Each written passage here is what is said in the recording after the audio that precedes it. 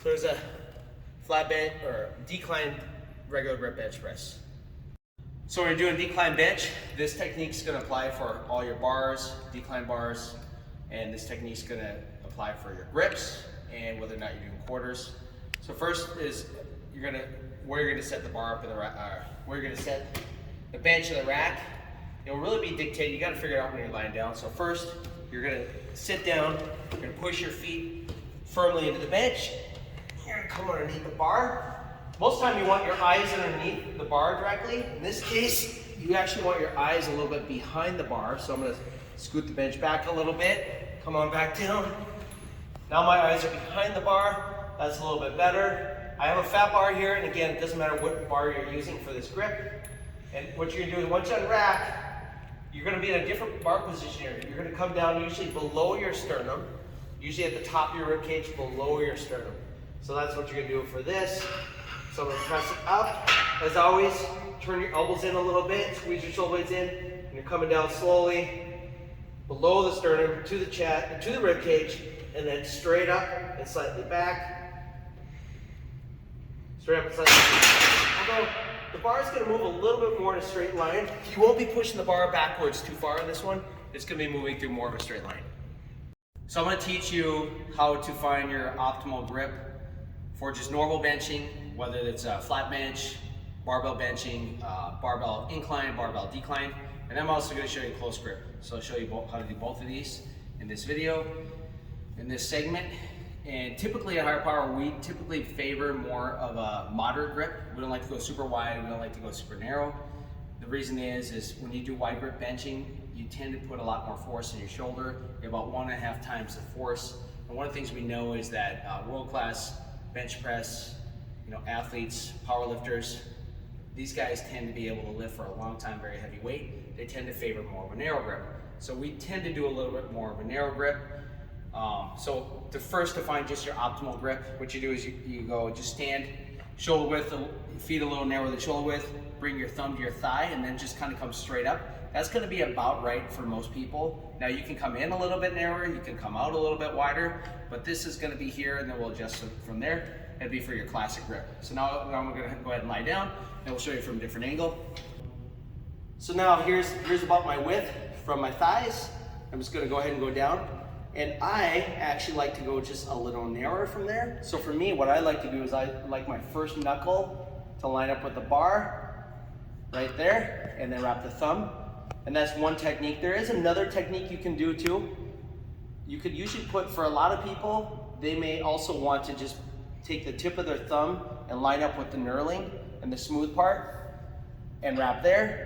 If you like just a slightly wider grip, but I like slightly narrower. So for me, I like this position.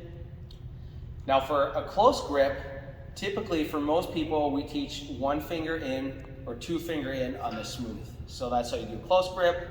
And then of course, wide grip for me would be out on these rings right here, pinky on the rings. So it's gonna vary based on you, but that's what we found to be best. So when bench pressing, whether you're gonna do flat, decline, or incline, this technique is going to apply for all forms of bench pressing. I'm going to teach you the different contact points we need to maintain when we press. So first off is we're going to sit down on the bench and we're going to lie back. And what you want to do is you want to get your eyes underneath the bar. That's the first thing. So I'm going to get the eyes right underneath the bar. And then from there, I'm going to bend my knees a little bit. You don't want your feet out here. You don't want to be super bent where you're on your toes, although a lot of powerlifters will do it. We want our feet firmly on the ground, but we do want a little bit of knee bend. So right there, I have a pretty good knee bend. So that's a good position for me. That's gonna give me more solid base of support to press off of. Then from there, I'm gonna pop up my chest. I always wanna keep my head down and my butt down. So I have my feet down, that's contact 1 and 2, butt down, contact 3, shoulders down, and head down, okay? Now, next thing I'm gonna do is I'm gonna squeeze my shoulder blades together, really, really tight. That's really important that you always keep your shoulder blades anchored. So squeeze together, I'm gonna get my grip, and then from here, I'm gonna press up the bar. If you have a spotter, it's always good to have a spotter on the bench, not only in case you get stuck, but it does save your shoulders. If you're always unracking on your own, it's a little bit harder on your shoulders over time. So first thing I'm gonna do is I'm gonna press up, straight, bring the bars straight forwards. I'm gonna turn my elbows in a little bit, and then I'm slowly going to come down either to the chest, or the biggest thing is range of motion. We always want a pain-free range of motion. Ideally, we're coming down to that chest, but if you're having a lot of pain, then you should use a range of motion that would be different for you. Maybe you would put a towel on your chest or a board, or you would just simply stop. We want maximum pain-free range of motion. And another thing too, as far as with this grip, I always want, when I press, you don't want your elbows flaring out with any type of grip, okay? Whether you're super wide or narrow, you always want your elbows turned in a little bit. As you press, your elbows are turned in as opposed to being up here. If your elbows come above your 90 degrees, you're gonna have a lot of pain in your shoulder. You're gonna create shoulder problems in your shoulder. So keep your elbows down, below your shoulder, ideally somewhere between a 45 and 60 degree angle.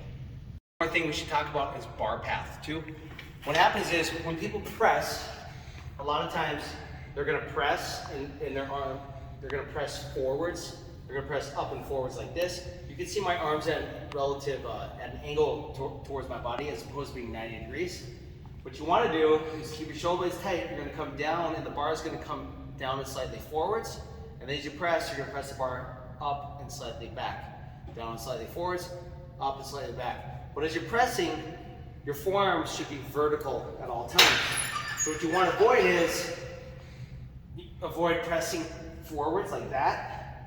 Forwards like that. That's really hard on the shoulders and you have no leverage. Instead, keep your elbows under the bar at all times.